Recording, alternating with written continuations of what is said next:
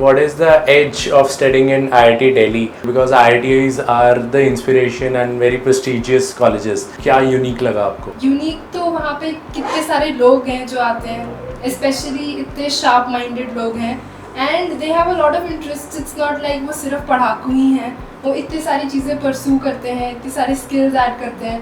कोई machine learning सीख रहा है, कोई कुछ सीख रहा है, और कोर्स में भी वो they try to look deeper into the concept and not just try to pass exams. Many of them मतलब होते हैं ऐसे जो एग्जाम्स पास करने के लिए एकदम एंड में पढ़ते हैं, बट वहाँ पे there is a possibility you will find people who our brain storming nicely and thinking more over it. और बेसिकली एक तो वहाँ का पीयर है जो काफ़ी अच्छा होगा और मतलब हर टाइप का मिलेगा वहाँ पे.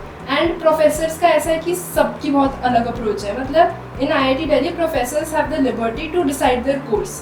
ऐसे कुछ स्ट्रिक्ट सा नहीं होता. मतलब they can decide how they want to do. Attendance policies जितनी भी चीज़ें हैं वो कोर्स इंस्ट्रक्टर डिसाइड करता है. मतलब जैसे स्कूल में है कि 4 बुक्स हैं, NCERT है, बहुत अच्छी है, बट वही है. बट कोर्स में जैसे अभी हमारे साथ हुआ कि एक सेमेस्टर में कंप्यूटर साइंस पढ़ाई, उसमें कुछ कराया, और दूसरे में एकदम ही कुछ अलग कराया जो उन्हें लगा ज़्यादा ज़रूरी है. दे कैन मॉडिफाई इट, और वो कंटिन्यूसली काम करते हैं कि जितना इंडस्ट्री में ज़रूरत है, जितना कंट्री को ज़रूरत है, वैसी न्यू चीज़ें लाते रहे. तो आई थिंक वो फ्रीडम जो है प्रोफेसर्स के पास, वो भी काफ़ी अच्छी बात है. As you guys have studied in Trikya Adventure, you are the regular students here. So, Jatin, आप क्या कहना चाहेंगे कि आपने you have taken 1 year drop year, कैसा एटमॉस्फेयर रहता है या ड्रॉप ईयर लेके प्रिपरेशन करना के बारे में आप क्या कहना चाहोगे? प्रॉपर बैच में थोड़ा डिसिप्लिन ज़्यादा होता है, तो बट हो जाता है. जैसे त्रिज्या में तो करवा ही दिया था.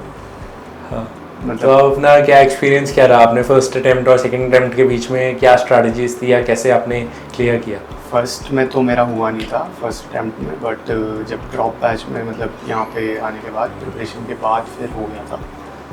और स्ट्रैटेजीज़ में मतलब बस वही है कि जो टीचर्स बोलते हैं बस वही करते जाओ, तो हो जाता है. एंड स्निग्धा, आप क्या कहना चाहेंगे? You were the regular student here for 2 years, more than 2 years, right? So कैसा रहा आपका यहाँ पे एक्सपीरियंस? सो आई थिंक जब हमने त्रिज्या ज्वाइन किया हम दोनों में, तब बहुत कम बच्चे थे. मतलब हमारा बैच साइज वाज लाइक 20 लोग ही होंगे, इससे ज़्यादा तो कभी हुए ही नहीं. So that also made us have very specific attention. मतलब हमेशा प्रोग्रेस चेक करते थे जितने भी स्टूडेंट्स थे. वो इंश्योर करते थे कि हम अपना शेड्यूल बना के चलें. मतलब बनाएंगे वो हम ही, बट वो ये रेगुलरली चेक करते थे कि क्या हमने शेड्यूल बनाया है, क्या हम उसे फॉलो कर रहे हैं, और नहीं कर पा रहे तो क्यों नहीं कर पा रहे हैं.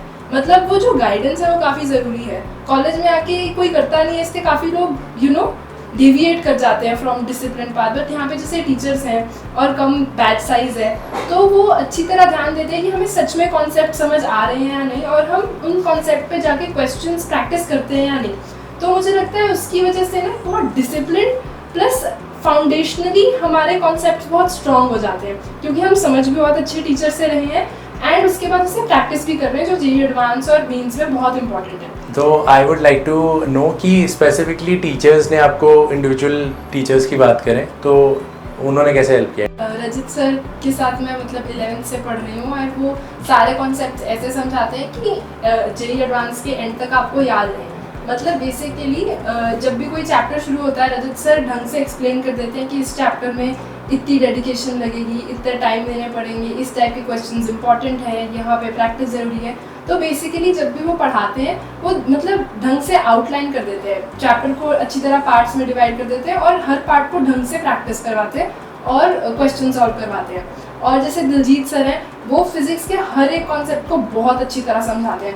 मतलब वो 10 क्वेश्चन नहीं कराएंगे, बट वो क्लास में 3 क्वेश्चन ऐसे कराएंगे जिसके अंदर हमारा बहुत ज़्यादा दिमाग यूज़ हो और हम बेसिक कॉन्सेप्ट समझ पाएँ. तो उन्होंने हमेशा ही कोशिश की है दिलजीत सर ने कि वो हमारी फाउंडेशन इतनी क्लियर कर पाए कि हम किसी भी प्रॉब्लम को अच्छी तरह एकदम ब्रेक डाउन करके उसे टैकल कर पाएँ, और उससे हमारी गलतियाँ भी कम होती हैं. तो और मोर ओवर जितने भी टीचर्स थे, शैलेश सर, रजत सर, दिलजीत सर, वो सारे कॉन्सेप्ट्स की फाउंडेशन पे हमेशा फोकस करते थे कि जब तक समझ नहीं आएगा तब तक ठीक नहीं होगा.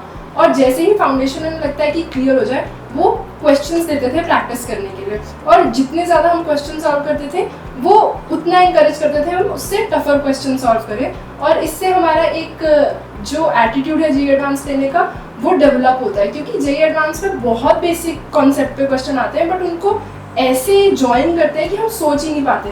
तो अगर हम एक प्रॉब्लम को ढंग से ब्रेक डाउन करके सॉल्व करने की कोशिश करें, so it is literally NCERT के ऊपर थोड़ा सा दिमाग लगाना, और यही अप्रोच है जो यहाँ पे सारे टीचर्स ढंग से समझाते हैं। So I think that is very helpful in JEE advance.